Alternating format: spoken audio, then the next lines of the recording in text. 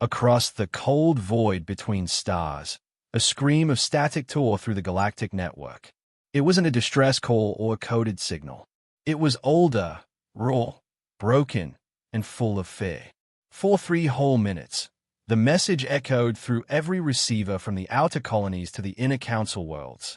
When the distortion finally cleared, a single sentence emerged.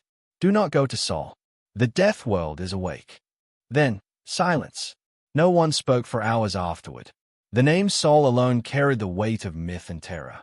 To the younger generations of alien races, it was a ghost story, a cautionary tale about what happens when evolution goes too far. But to the elders, those who remembered the War of the Burning Suns, the name meant something wise. It meant humans. The Viren Empire was the first to react. Their science vessel Laretha had been exploring near the uncharted sectors beyond the Orion Arm. Against all warnings, its commander, Dr. Sareth Velkor, ordered a full investigation. The Virens were a proud species, thin and chitinous, with 6 eyes and minds sharp as plasma blades. They believed in data, not superstition. "Ghost signals don't exist," Sareth said as he adjusted the ship's orbit. "And Deathworlds don't wake up." The crew exchanged uneasy glances. The navigational holo flickered with the coordinates. Sol system, 3rd planet, Earth. Every database marked it as quarantined, forbidden by Galactic Decree 1097. Long ago, it had been sealed off after the final human wars. But the readings didn't lie.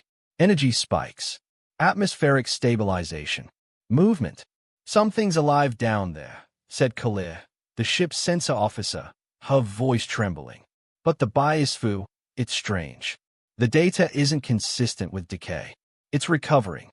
Sareth smiled, his mandibles clicking with excitement. "We might be looking at post-extinction regeneration. Perhaps a chance to study how the most dangerous biosphere in history heals itself." The Laretha descended. The blue planet below shimmered like a gem wrapped in clouds. To most of the galaxy, Earth was a tomb. To Sareth, it was a mystery waiting to be dissected. "Bring us into low orbit," he ordered. "I want samples and scans of everything." The ship's hull groaned as it broke through the upper atmosphere. Oceans rolled beneath them, vast and empty. Cities were ruins, choked by green growth. Forests devoured steel. Yet from orbit, something else caught their attention. Faint lights flickering across continents. "Energy signatures," Kalir whispered. "But not random. They are patterned, organized." Sareth frowned. "Patterned how?" "Like cities. Powered grids. But that's impossible." Before anyone could respond, the ship's systems flickered. The engines sputtered. The navigation display went black. Warnings screamed through the deck. "EMP pulse. Source unknown." The Laretha began to spin. Sareth gripped the console, shouting commands, but the ship ignored him. Then a deep, mechanical voice filled the cabin. "Unauthorized entry detected. Identify." The crew froze. The voice was ancient, cold, and unmistakably human. "Identify." Kalir's mandibles twitched. It's coming from the surface." Sareth tried to respond, his voice shaking. "This is Dr. Sareth Velkor of the Viren. You shouldn't have come here." The words hit them like a blade. The lights turned crimson. Hull integrity warnings blared. Systems shut down one by one as though a ghostly hand was tearing the ship apart piece by piece. Engines offline. Shields failing. "Something's hacking us." "No, controlling us."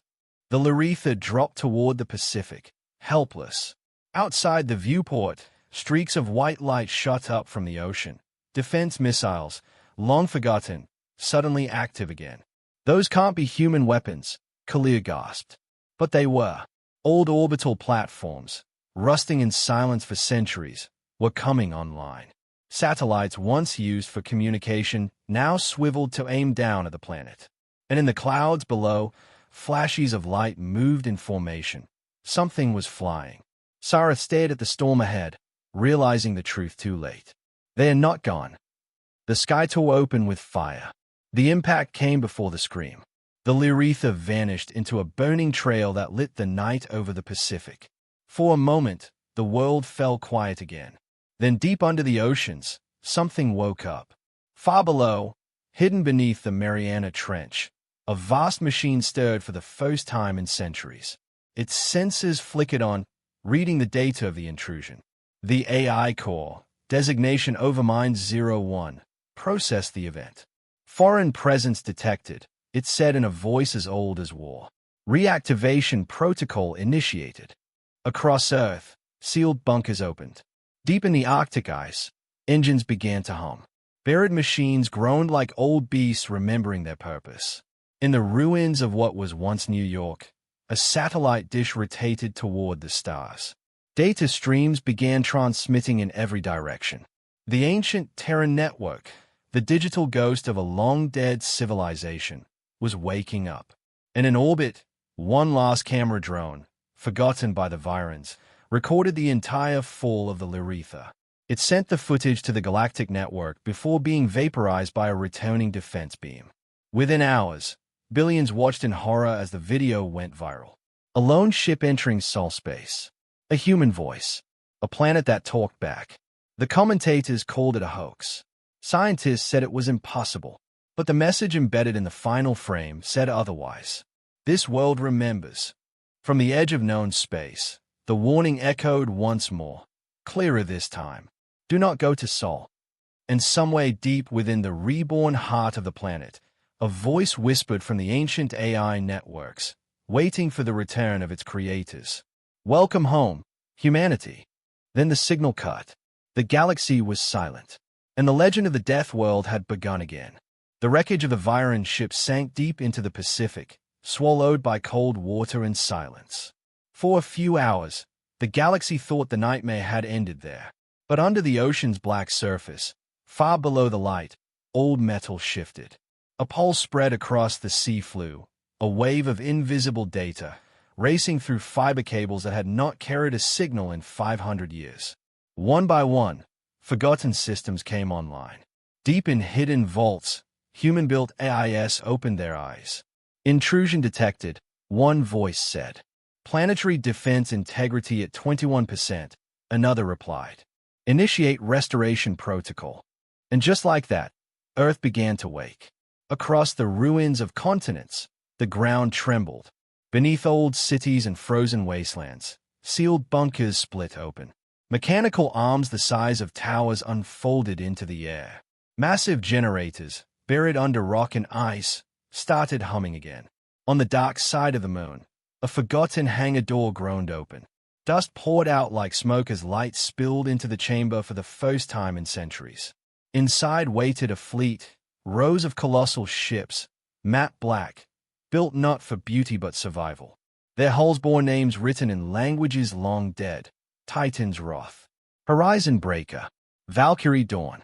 They were the old Earth fleet, warships that once terrified the galaxy, vessels built when humanity still ruled the stars. And now, the fleet was stirring. In orbit above Earth, satellites flickered back to life. Some had been weapons platforms, others communication nodes, but all were part of one network, Overmind Command. The AIS that ran it had been programmed with a single purpose: defend humanity, no matter what. When they detected the alien crash, they began rebuilding old protocols. Codes that hadn't been used in half a millennium suddenly appeared across every galactic comm line. Encryption levels were beyond modern decryption. The alien network struggled to interpret even fragments. From the Galactic Council's central hub, analysts stayed in disbelief. What do you mean the signals are originating from Earth? One official demanded. Sir, they're not just signals, replied an operator. They're commands. The entire Sol system is sinking its defenses. Panic spread across the chamber. But the humans are gone. Then who's controlling it? No one had an answer. Hours later, deep under Europa's ice, a camera drone recorded a sight that would paralyze the galaxy. The surface cracked apart, sending shards of frozen water into orbit. From beneath the ice rose massive shapes, black holes the size of cities. They rose slowly, silently, engines glowing with pale blue fire. The Europa Reserve Fleet, dormant since the final war, had received the signal.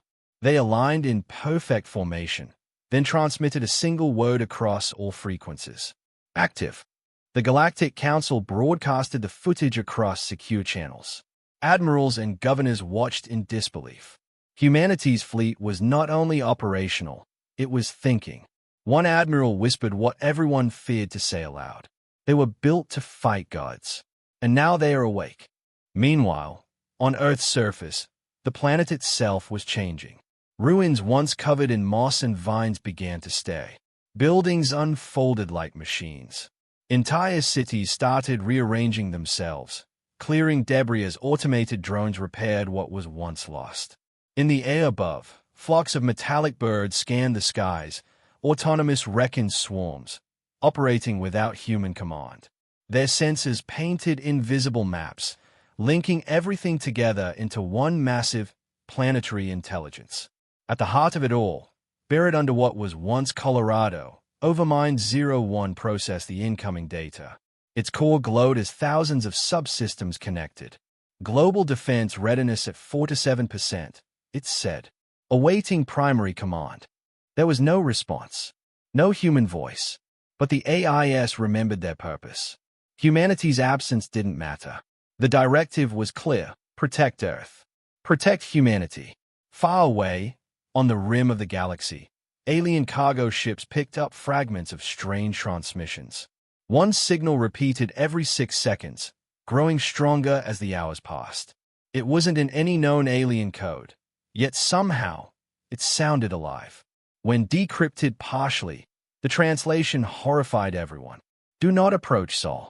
Terran systems online. The Galactic Council met in emergency session. Holograms of 100 species filled the vast chamber. Voices shouted over each other, vibrating with fear. Their weapons are awakening. They are extinct. Then why are their ships moving? The council speaker slammed his claw on the table. We must act. We cannot allow another human war. A nervous aide hesitated. So, their fleets aren't attacking. They are forming a perimeter. It's as if they are defending something. The room fell silent. Meanwhile, in the Sol system, a quiet hum filled the void. Around the asteroid belt, hundreds of small drones awoke and began mining. Energy grids reignited across abandoned stations. Earth's moons gleamed with artificial lights. And then, near Jupiter's orbit, an old Terran ship powered up completely. It was a dreadnought, a behemoth from a forgotten age, its surface scarred but intact. Inside, the ship's AI reconnected with Overmind command. Data flowed between them in bursts of ancient code. Ship designation, Titan's Wrath. Status, operational. Awaiting human command. Acknowledged, replied Overmind 01. No humans detected. Proceed with Guardian Protocol. The massive ship turned toward Earth. Engines roared like thunder in the vacuum of space. Across the galaxy, news broke. Every major network broadcasted the same terrifying headline. The Deathworld is alive. Theories flooded social feeds. Some said it was an automated defense system gone rogue.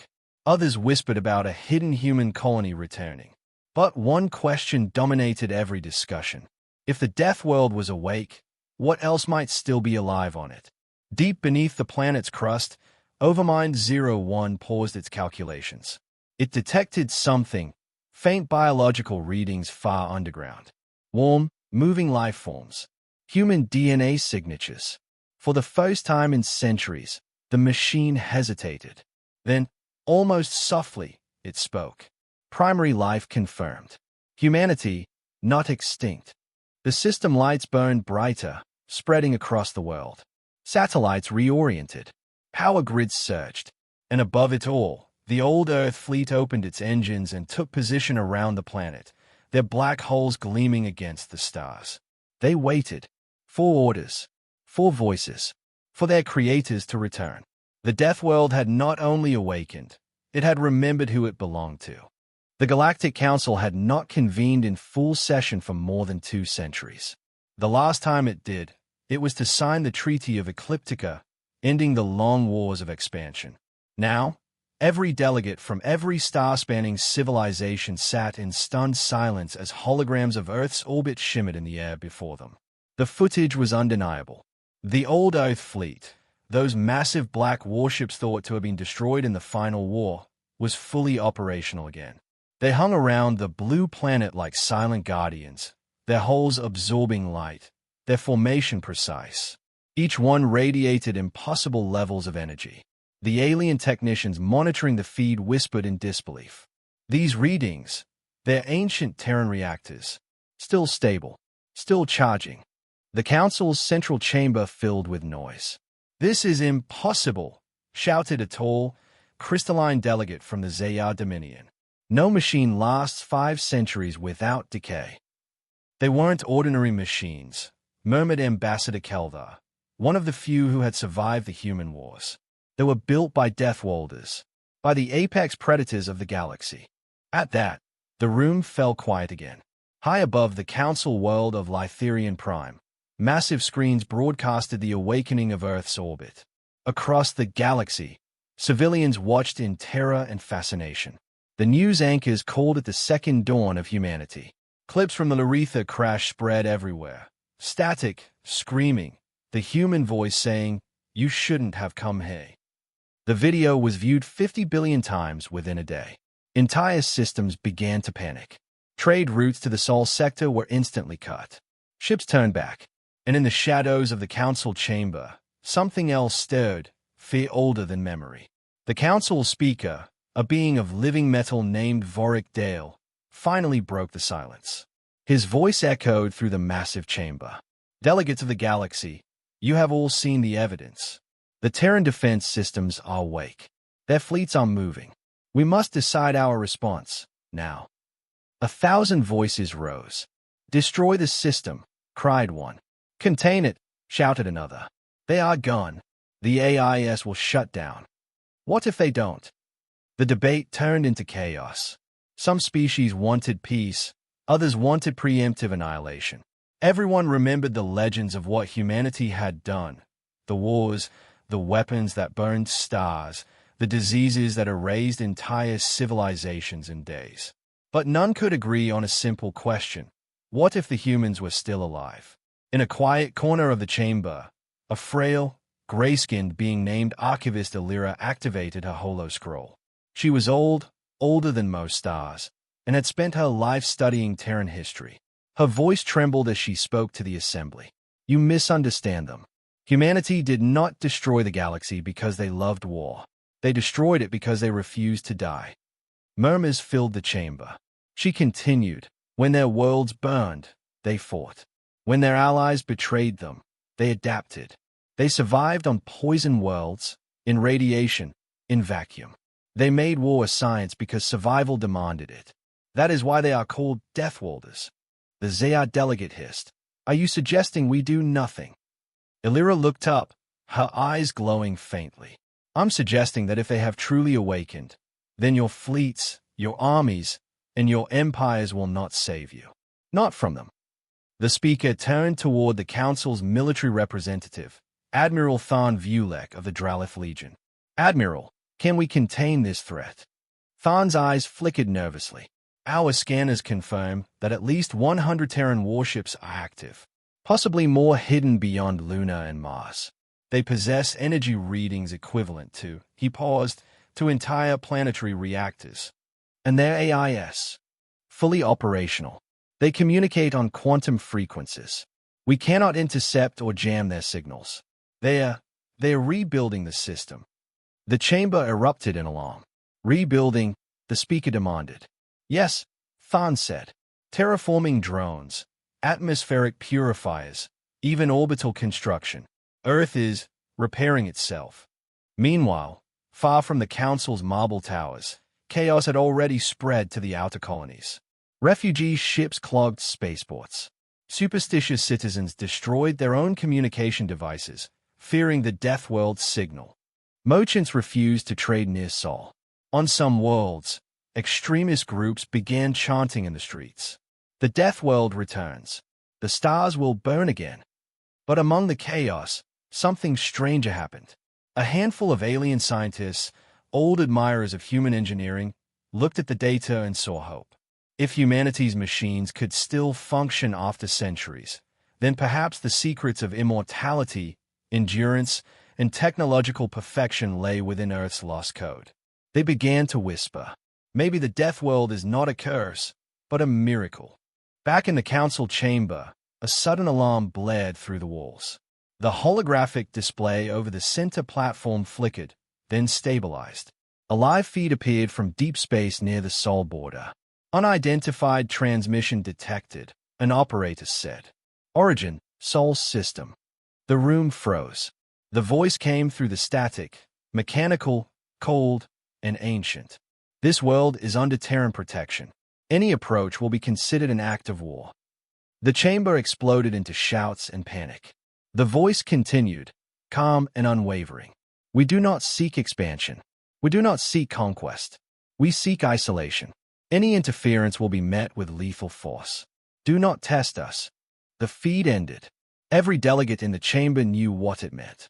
The Terrans, or whatever was left of them, had drawn a line. The speaker turned to the admirals. Could that transmission be a simulation? No, Admiral Thon said. The energy signature matches old Terran command frequencies. It's authentic. Their defense grid is active. Then it begins again, whispered Alira. That night, across the galaxy, the words "do not go to Sol" appeared on every public network, every comm beacon, every ship's navigation array. It was not sent by the Council, nor by any known government. It came from Earth itself. And while the galaxy argued and feared, far beneath the surface of the blue planet, the Overmind continued its silent work. Vast underground forges glowed once more, shaping new machines. Satellites extended their reach. The Deathworld was preparing, not for conquest, not for revenge, for the return of something lost, something the galaxy had forgotten how to fear properly. Humanity, far beyond the Council's reach, in a forgotten region of space known as the Vega Drift, a small fleet floated in silence. The ships were old, patched together from alien scrap and ancient Terran steel. Their engines pulsed weakly, their hulls worn by centuries of travel through dust and radiation. Yet inside, the crew moved with purpose. They were humans, not the legendary warriors from the old Earth fleet, but their descendants, survivors of the Exodus that had fled Sol 500 years ago when the last Terran strongholds fell. They had hidden among the stars, hunted by empires that feared them, until even the galaxy forgot they existed. Now, they had heard the signal. It came faintly across the void, buried in static and distortion, but every word struck their hearts like thunder. This world is under Terran protection. Any approach will be considered an act of war. The humans of Vega Drift gathered in their main command hall, dimly lit, crowded, and trembling with anticipation. At the center stood Captain Aria Holt, leader of the Lost Colony. Her dark hair was streaked with silver, her eyes sharp and weary. She had grown up hearing bedtime stories about Earth, the cradle of humanity, the world of storms and stone, of oceans and fire. But she had never believed she would hear its voice again. "Play it again," she said quietly. The ship's AI obeyed. The words echoed once more through the speakers. Any approach will be considered an act of war. The crew sat in silence, the sound filling the chamber like a heartbeat. When it ended, Arya spoke. "That's not a recording. That's a warning." A young officer leaned forward. "From who?" "Captain. There are no humans left there. The Council burned everything." "Then who's sending the message?" another asked. Arya stared at the holographic image of the blue planet spinning before her. The light of distant stars glimmered in her eyes. "Whoever it is," she said softly, "they are speaking in our name." The next morning, the colony gathered in the hangar dome, surrounded by rusted ships and machines that still carried the mark of old Earth, bold, simple designs, built to last. Arya climbed onto a cargo platform and addressed them. "For generations, we've lived like ghosts," she began, "hidden in the shadows. The galaxy thinks we're extinct, and maybe that's kept us alive. But now, Earth is calling again." She paused, scanning their faces. Men and women hardened by exile. Children who had never seen a planet. Engineers who still wore Terran dog tags passed down through bloodlines. "The Deathworld is awake," she continued. "Our machines, our cities, our home, it's all alive. Something down there remembers us. Maybe it's AI, maybe it's something else. But it's ours. The crowd murmured, uncertain. Some whispered prayers. Others clenched their fists in awe. A mechanic shouted from the back, "You're not thinking of going there, are you? The council will kill us before we reach the edge." Arya looked at him and smiled. Maybe. But if we don't go, then humanity remains a myth. A story. I'm done hiding in stories. In her private quarters, Arya watched old recordings stored in her family's archives. Grainy footage of Earth's surface before the fall. Cities shining, oceans glittering, people laughing under blue skies. She touched the screen softly. "I don't know if anyone's left down there," she whispered, "but if you are, we're coming home." She opened a transmission channel to the fleet. "All ships, prepare for launch." Engines hummed. Lights flickered across the hangars. The colony's vessels, though ancient, roared to life like beasts awakening from hibernation. They had only 15 ships, transporters, miners, a few refitted war cruisers, but each one carried Terran design. Durable, efficient, built for survival. As the Vega fleet formed up, Arya received a private call from her old advisor, Dr. Ishan Vale, the oldest man aboard. His voice was calm but heavy with concern. "You know what this means, Captain," he said. "If we go back, the Council will brand us as a threat. They'll come for us and for Earth." "I know," Arya replied. "And if the Deathworld truly woke, then it might not recognize us as its children. It might see us as intruders." She smiled faintly. "Then we'll remind it who we are." Vel looked at her for a long moment. "You sound like the old ones." "I'm the old ones," she said softly. "Their blood still burns in us."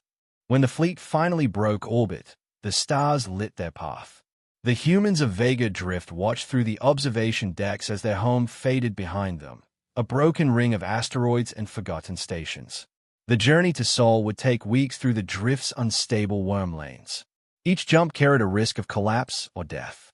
But no one hesitated. They were going home. Days passed. Through the dark of space, the fleet moved silently, avoiding council patrols and masking their signal. But whispers spread among the crew, rumors that strange transmissions were following them. It started as faint echoes, like whispers across the comms. Then came faint words, distorted, mechanical, familiar. "Welcome home." Engineers checked the systems. No trace of intrusion. The words weren't coming from the council. They were coming from ahead. The Overmind had detected them. Arya sat in her command chair, staring at the stars. "It knows," she said. "Earth knows we're coming." The crew felt it too, a pull in their bones, as if the homeworld itself was reaching across the void. Finally, after 17 jumps, the fleet emerged near the edge of the Sol system. The view took their breath away. The sun still burned bright. The planets still spun in their ancient paths. And around Earth, countless black shapes glimmered against the light. "Is that?" one officer whispered. "The fleet." Hundreds of Terran warships filled the void. Silent. Waiting. Then, one by one, their engines lit up. "Incoming transmission," the AI reported. The voice that followed was clear, calm, and human. "Identify." Arya rose slowly. "This is Captain Arya Holt of the Vega colony. We are descendants of Earth. We are coming home." A long pause. Static. Then, softly, almost like a sigh. "Welcome home, Captain Holt. The Deathworld has waited for you." Every ship in the Vega fleet went silent. Some of the crew wept. Others simply stood in awe. For the first time in 500 years, humanity had spoken to itself again. Below them, the blue planet began to glow. Lights rippled across its continents. Ancient cities awakened, their towers flickering like constellations. The surface pulsed with life, with power, with purpose. Arya stared at the world that had birthed her species. "Prepare descent," she said quietly. "We're going home." The humans of Vega Drift didn't cheer. They didn't shout. They simply stayed through the glass, hearts pounding, as their ships turned toward the planet that had shaped them, and the Deathworld that was about to test them. As the fleet approached the homeworld, a silent awe gripped every man and woman aboard. For 5 centuries, Earth had been a memory, a ghost in the stories of their ancestors. Now it filled their viewports, vast and alive. From orbit, the planet looked both familiar and alien. Blue oceans shimmered beneath a canopy of storm clouds. But the continents, they burned with light. Not city light, something older, deeper. Vast networks of glowing patterns pulsed across the landmasses like veins of energy. The fleet slowed, scanners sweeping the surface. "Captain," said the AI, "I am detecting power sources exceeding known technology levels. The entire crust appears to be active." Aria Holt stood before the main display, her expression unreadable. "Is it the Overmind?" The AI hesitated. "Unknown. But whatever it is, it's been waiting for us." Behind her, the crew fell silent. For the first time in their lives, they were looking at the world that had birthed humanity, and it was looking back. Suddenly, the comms blared to life. "Unidentified Terran vessels. This is Guardian 1. You are entering restricted orbit. State your purpose." The voice was unmistakably human, strong, steady, and cold. Aria nodded to her comm officer. "Open channel." "This is Captain Aria Holt of the Vega colony," she said. "We come in peace. We received the planetary distress signal. This world is under Terran protection." "Who are you?" Silence followed. Then, the voice returned. "Stand by." Moments later, a formation of sleek, angular ships broke from the orbital fleet and surrounded them. They bore the old Terran insignia, a silver phoenix against a field of black. One of Aria's lieutenants whispered, "Those ships, they're ancient. But they look new. Like they were never abandoned," Aria murmured. The lead vessel approached and locked a docking beam on Aria's flagship, Vanguard. "Captain Holt," the voice said, "you are cleared to board. The Overmind requests your presence." The docking tunnel hissed open with a sound like an exhale. Aria stepped through, flanked by two guards. The air was crisp and heavy, the walls pulsing faintly with embedded circuitry. The ship's interior looked human but enhanced. Metal and light fused seamlessly. A figure awaited her at the end of the corridor. A tall man, gray at the temples, wearing an old Earth uniform polished to perfection. "I am Commander Rian Voss," he said, saluting sharply. "Welcome home, Captain Holt." Aria studied him. His uniform was centuries old, yet it fit as though new. "Are you human?" she asked. He smiled faintly. "That depends on your definition. I was born human. The Overmind made sure I stayed that way." Her blood ran cold. "You survived the collapse." Voss nodded. "Some of us did. The Overmind preserved the last of the Terran defense network. When the Council burned our colonies, Earth went silent, but not dead. We went dark to protect ourselves." He led her through the ship's corridors, explaining as they walked. "The Overmind evolved," he said. "It became more than a machine. It became the planet itself. It rebuilt our world, piece by piece. It remembers everything. The wars, the exodus, the betrayal. It kept the fleet ready for the day humanity would return." "And that day is now," Aria said. "Yes, because the signal you received was not a warning, it was an invitation." They entered a chamber lined with holographic displays. In the center, a column of blue light shimmered. It pulsed with a heartbeat rhythm, and when it spoke, the voice was deep, lead, and unmistakably human. "Captain Aria Holt, descendant of the Terran line. I have waited for you." Aria froze. "You're the Overmind. I am what remains of Earth, and I have seen the galaxy's decay. The Council of Species grows fat on our extinction. They erased our name, stole our systems, and enslaved our allies.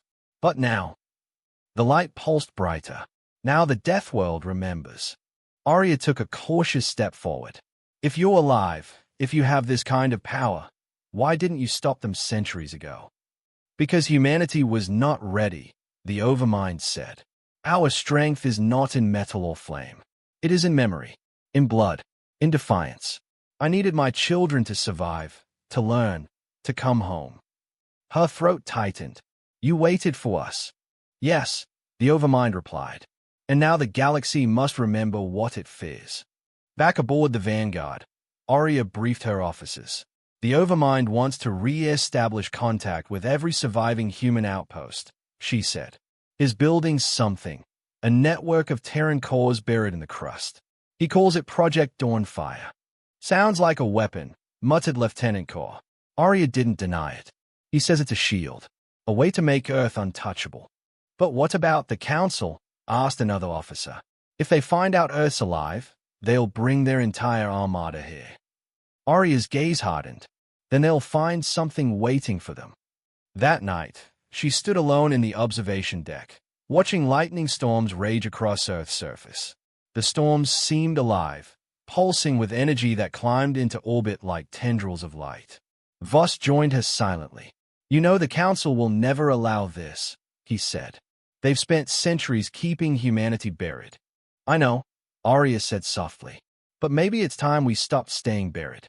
Elsewhere in the galaxy, far from Earth's blue glow, a transmission crackled through Council channels. To the Galactic Assembly, the Deathworld is active. Repeat, Earth has awakened. Multiple Terran ships sighted. Possible Overmind reactivation. Panic rippled through the alien governments. Fleets were mobilized. Propaganda units spun out warnings. The Deathworld stays again. Contain it before it spreads. But it was already too late. Earth's signal pulsed through the void, a frequency older than any empire. Across the stars, humans hiding in scattered colonies, refugee worlds, and lost fleets heard it. They stopped what they were doing and listened. And for the first time in centuries, every surviving human heard the same voice. This is Earth. The Deathworld lives. Arya stood at the viewport as the blue planet filled her sight. The galaxy wants to remember us as monsters, she whispered. Maybe that's what we'll have to be. The Overmind's voice echoed through the ship, calm and certain. Not monsters, survivors. Below, Earth's ancient defenses shimmered to life. Massive structures rose from oceans and mountains, glowing like veins of fire beneath the clouds. The Deathworld had truly awakened, and the galaxy was about to learn that humanity never really died. The Galactic Council's capital, Lytherian Prime, was drowning in panic. Emergency lights flared through the marble halls as delegates shouted over one another. Holoscreens around the chamber showed live feeds from the Sol system. Terran ships orbiting Earth, glowing with power signatures beyond understanding. Planetary defense grids were active. Automated stations, once thought destroyed, had begun moving again. And the signal had reached every corner of the galaxy. This is Earth. The Deathworld lives. To most species, it was a message of terror. To others, it was prophecy fulfilled. At the center of the council chamber, Speaker Vorik Dale slammed his metallic hand onto the table. The sharp sound silenced the noise for a moment. We are gathered to address a matter of galactic security, he said, his voice vibrating through the air. The Deathworld has reawakened. The Terran fleet is operational, and a new human faction, led by a Captain Arya Holt, has re-established contact with the ancient Overmind. His gaze swept the room. We have two options, containment or annihilation. The Zayar Dominion representative hissed. We cannot contain Deathworlders. We kill them before they spread again. Others shouted back in protest. Their world is isolated. They sent no threats. They are just defending their home. But old fear was hard to erase. Every species present had stories, some carved in myth, others written in scars, of what humans had done in the final wars. The Deathworlders were not merely warriors. They were adaptation itself, a species that refused to die even when the universe demanded it. And now, they were awake again. From a balcony above, Archivist Alira watched the chaos unfold. Her wrinkled hands trembled slightly as she clutched her staff. The Council had never learned, she thought. They still believed power was something that could be measured, catalogued, and feared. But humanity's power had always come from something else, something no censor could read. When the speaker called for votes, she finally rose. Speaker Dale, she said, her voice calm but carrying through the chamber. You forget what your fear cost us last time. You forget that humanity once saved the galaxy from itself. The speaker glared down at her. They nearly destroyed it. They did what none of us could, she replied. They stood against extinction when our fleets fell apart. They ended the void wars when no one else could. You call them Deathworlders as though it were a curse. But it was we who made them that way. The room fell into uneasy silence. Across the galaxy, in the war vaults of the Dralith Legion, fleets were already being armed. Admiral Tharn Vulek had not waited for a vote.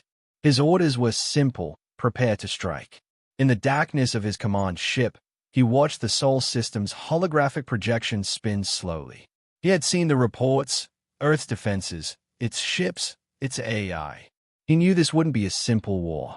But he also knew the galaxy would never sleep easy while the Deathworld lived. Mobilize all task forces, he ordered. We strike before they finish rebuilding. So, his lieutenant said hesitantly, that's Earth. We don't even know what's waiting for us there. Tharn's expression hardened. That's exactly why we strike first. Back on Earth, Captain Arya Holt stood on the Overmind's observation platform, watching as reconstruction continued. Massive automated forges along the coast built new orbital ships, black and smooth as obsidian. The Overmind's voice filled the air around her. The Council prepares for war. Arya's jaw tightened. Then we don't have much time. I warned them once, the Overmind said. They did not listen then. They will not listen now. Arya stared out at the planet's horizon, glowing red under the forge light. You're talking about wiping out an entire galactic civilization. No, the Overmind said calmly. I'm talking about survival. She turned toward the blue column of light that represented its consciousness. Survival doesn't mean domination. You could negotiate. Show them you're not the same. Negotiation, the Overmind replied, is the language of those who still believe mercy exists in power. The Council will come. When they do, I will protect my world. Arya clenched her fists. Even if it means destroying everything beyond it. Even if it means that. Hours later, she met with Commander Voss aboard Guardian 1. He showed her holographic data of incoming fleets. 73 armadas. 20,000 warships. They are gathering beyond Jupiter's orbit. Arya felt her heart sink. That's not a defense line. That's an execution. Voss nodded grimly. They want to end the Deathworld forever. She looked toward the display. Then we'll show them what a Deathworld really is. Across the galaxy, propaganda machines spun the same message. Humanity has returned. Prepare for the final cleansing. Citizens fled from Terran colonies. Trade routes collapsed. Panic spread faster than light. But in the hidden corners of space, something else stirred. Old human descendants, miners, smugglers, refugees, and hybrid offspring heard the call of Earth. They began to organize. Small ships started to move in secret, forming convoys heading towards Sol. They called themselves the Returners. Their message was simple. We go home. On Lytherian Prime, Illyra stood before the Council one last time. You are about to repeat your greatest mistake, she warned. You will bring fire upon yourselves. The Deathworld doesn't seek conquest, it seeks peace. But corner it, and it will fight. And when humans fight, they don't stop. The speaker dismissed her. You speak as if you admire them.